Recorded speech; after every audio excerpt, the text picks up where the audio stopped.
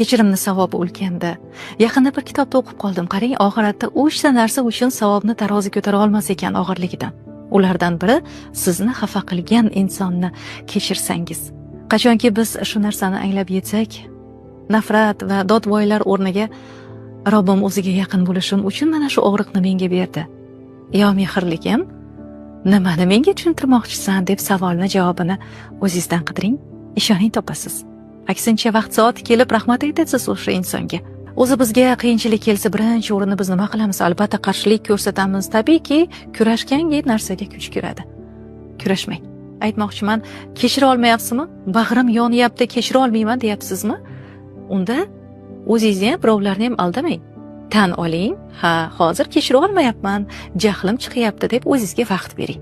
Buni davosi chunki faqatgina vaqt, lekin unutmang, beayb Parvardigor. Insonki adashibdi, ammo bir kun kelib xatosini anglabdimi, kechiring.